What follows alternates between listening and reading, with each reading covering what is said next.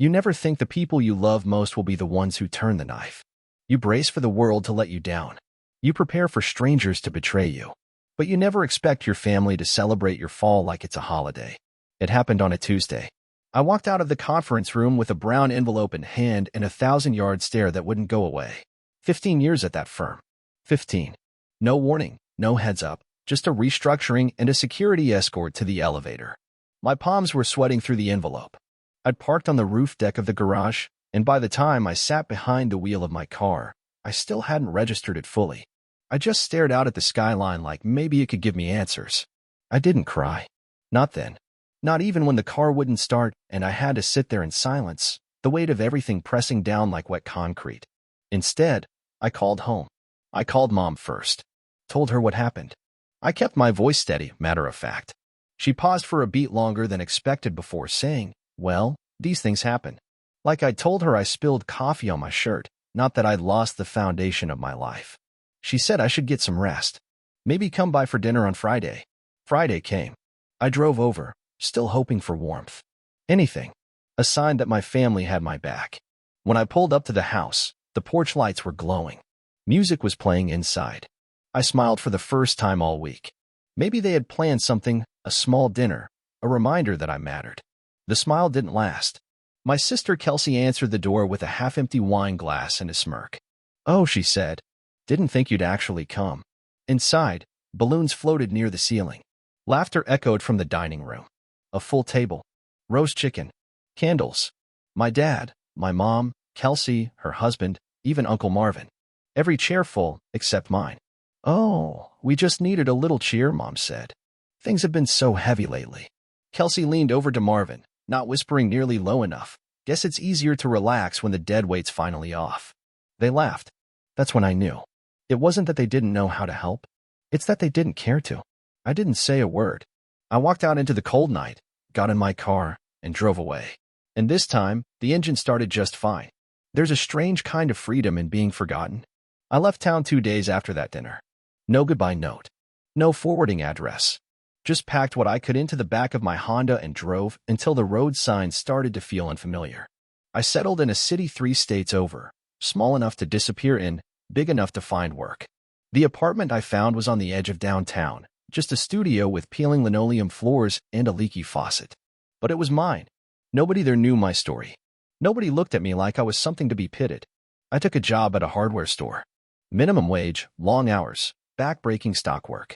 But every screw I sorted, every shelf I cleaned, it was a step away from the people who saw me as less. I'd wake up sore and tired, but not hollow. Nights were for building. Not just myself, but something real.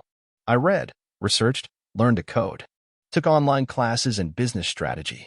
I taught myself how to file LLC paperwork, how to write a business plan. I built a website, then another. Helped other folks like me, people kicked to the curb by people who were supposed to care. I didn't chase revenge. I chased results. The months turned into a year. Then 2. I kept my head down and kept moving forward. My little project started making money. Not much at first, but enough to upgrade my apartment, to trade in the Honda for something reliable. I saved every dollar I didn't need. Kept the same clothes, cooked at home, said no to anything that smelled like comfort. Because I remembered the dinner table. I remembered the laughter. And I swore, one day, they'd hear mine. I learned the power of staying invisible while building something undeniable. By year 3, I had 2 businesses running profitably, one in e-commerce logistics, the other in software automation for small service companies. Both operated under different names, different LLCs. I was listed nowhere publicly. I used business mailboxes, layered shell companies. Paranoia? Maybe. But I wasn't going to let my past trip my future. I networked in silence. Attended startup meetups under a nickname. Never told people where I came from. My world grew, but I stayed small within it. Every dollar went back in. Every win got reinvested. I didn't buy flashy toys. I didn't post selfies with hashtags. I built quietly. I learned patience. And then one day, scrolling through an old commercial real estate listing, I saw it. The building. The one that housed my family's small business. The one my father ran for 30 years, always bragging it would stay in the family. It wasn't just a workspace. It was a symbol. That building had watched me sweep floors as a kid, watched my dad pat my shoulder, and tell me to earn my spot. It was more home than our actual house. And it was up for sale. I didn't flinch. Called a contact. Used a holding company. Closed on it within 45 days. They had no idea it was me. The lease? I didn't renew it. I gave them 90 days notice, legally clean. No explanation. Just business. I didn't celebrate. I strategized. In that space, I would build something for the ones like me. People discarded. People overlooked. A co-working hub with free mentorships. Financial literacy workshops. Mental health counselors on site. A launch pad for resilience. For the first time in years, I stood in the doorway of that old building, empty now, and I didn't feel small. I felt ready. They got the notice on a Wednesday. I know because the property manager texted me the moment he slid the certified letter under their office door. It's done, he wrote. They've got 89 days to vacate. No names. No drama. Just the countdown. By Thursday, the calls started. Unknown numbers. Blocked numbers. My sister even used a burner account to DM me on LinkedIn. The messages came in waves. Confusion, panic, then suspicion. Hey, did you hear anything about the building? We got this notice. Says the lease won't be renewed. But no contact name. It's weird, right? You'd think the new owner would at least give us a chance to negotiate. I didn't answer. Not the calls. Not the texts. Not even when my mother emailed me a photo of the lease notice with a caption. Please, if this is you, we need to talk. It wasn't about a conversation. They wanted control. They were scrambling, trying to understand how their safety net had vanished. How the floor under them was no longer theirs.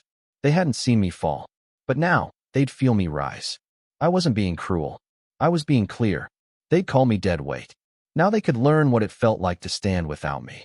They found out on day 42. Someone at the county clerk's office must have said the wrong name at the wrong time. Or maybe Kelsey finally did some digging under one of the LLCs. Doesn't matter how it unraveled. What matters is what came next. First came the silence. No calls. No emails. Just digital dead air as they pieced it together. Then the meeting request. Subject line, please, just one conversation. I didn't reply right away. Took a walk instead. The kind where you watch your own shadow stretch across the sidewalk and wonder if the version of you who begged for scraps of love would even recognize the man walking now. Eventually, I said yes.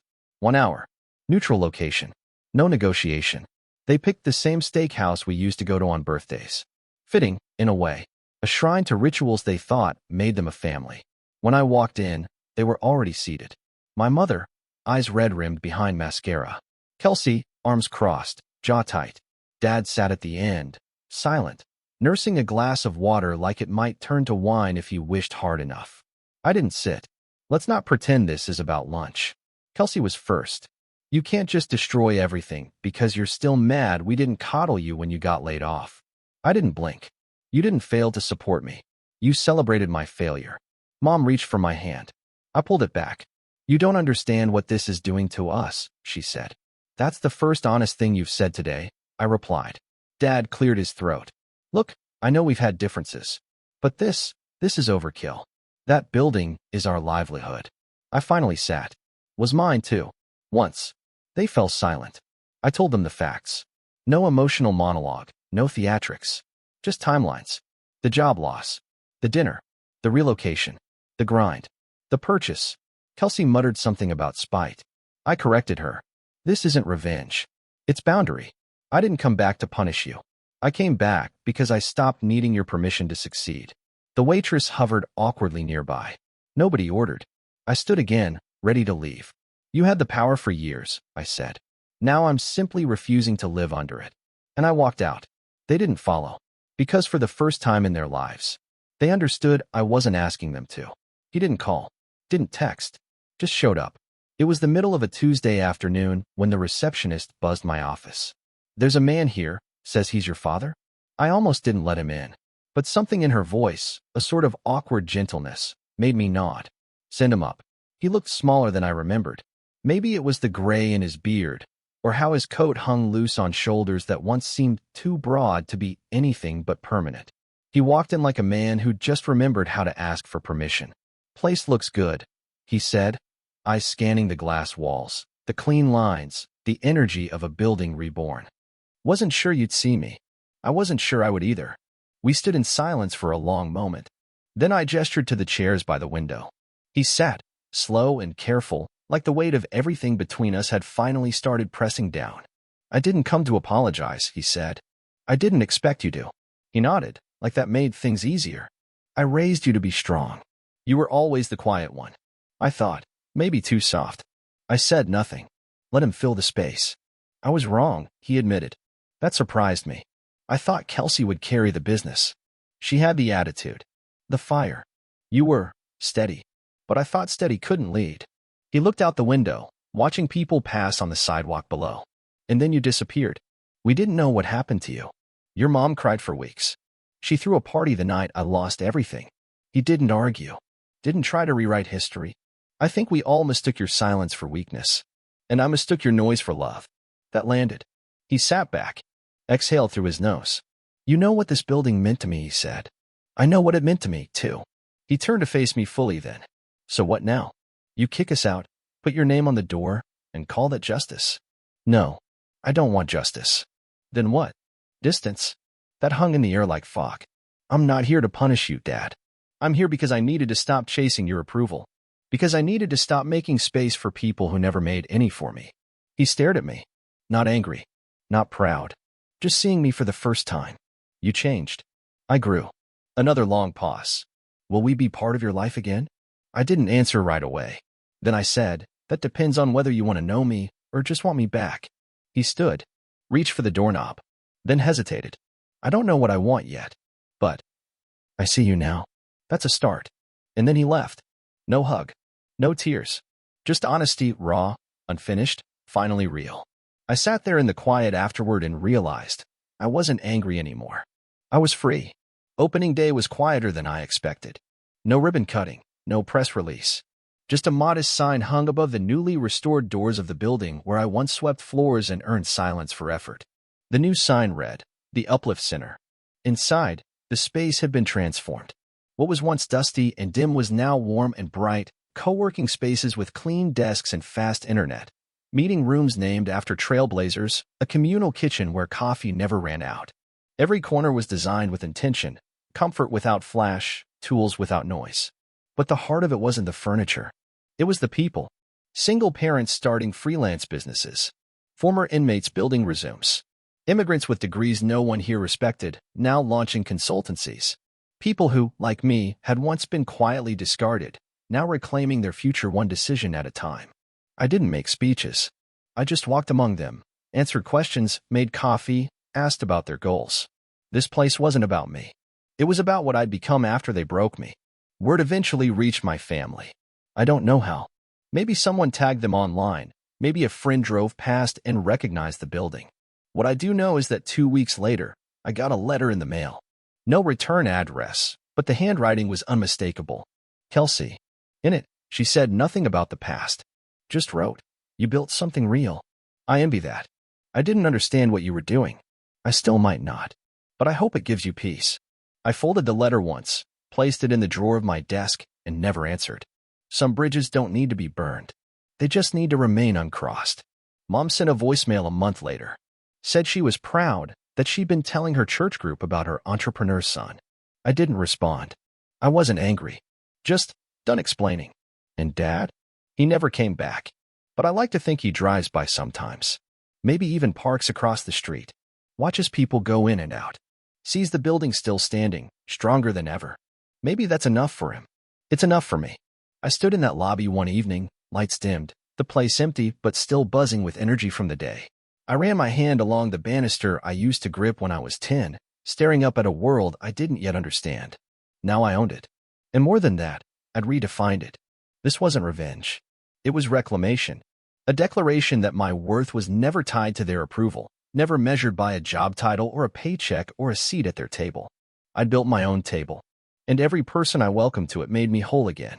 Still standing. Still breathing. Now, finally, living.